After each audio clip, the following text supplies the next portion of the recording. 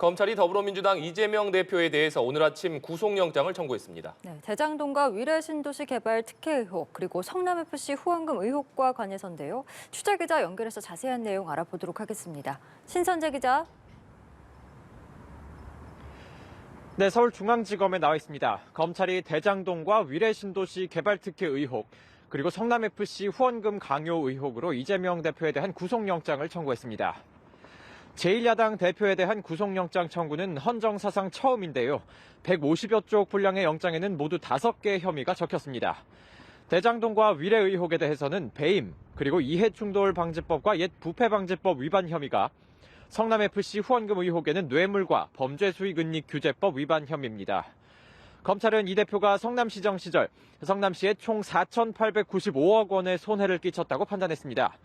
전체 개발이익의 70%인 6,725억 원 정도는 성남시가 확보할 수 있었는데도 이 대표가 이를 알고도 초과이익 환수 조항을 빼도록 해서 1,830억 원의 확정이익만 돌아갔다는 겁니다. 이 대표는 대장동과 위례 신도시 개발 정보를 측근을 통해 민간업자에게 흘려 이들이 7,886억 원 상당의 이익을 챙기게 한 혐의도 받습니다. 위례 사업에서도 비슷한 구조로 민간업자들에게 약 211억 원의 이익이 돌아가도록 했다고 검찰은 봤습니다.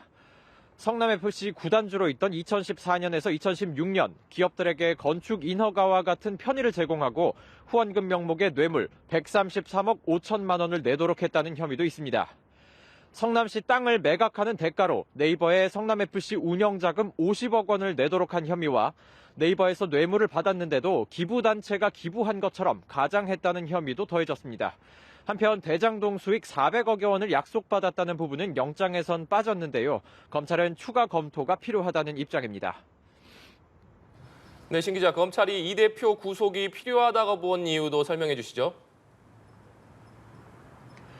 네, 검찰은 이 대표의 죄질과 범행수법이 상당히 불량하고 취득한 이익이 막대하며 중형 선고가 예상된다고 밝혔습니다.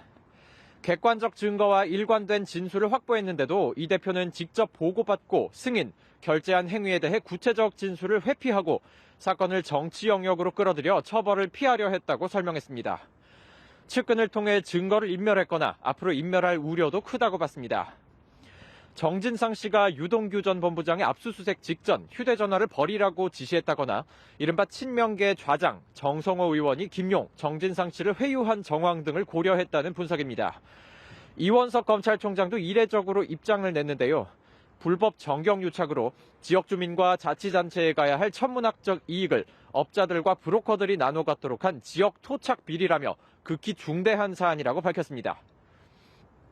네, 영장은 청구됐습니다만 이 대표가 현역 국회의원이라는 점에서 영장 심사를 위한 신병 확보는 쉽지 않은 상황이죠. 네, 그렇습니다. 불체포 특권이 있는 현역 의원 신분이라 신병 확보를 하려면 국회 문턱을 먼저 넘어야 합니다. 국회가 체포에 동의해야 법원이 영장실질심사를 열 수 있다는 건데 체포 동의안은 오는 24일 열리는 첫 본회의에 보고될 예정입니다. 다만 민주당이 과반을 차지하는 상황이라 통과 가능성은 높지 않은데요. 그렇게 되면 검찰은 이 대표를 불구속 기소할 전망입니다. 지금까지 서울중앙지검에서 전해드렸습니다.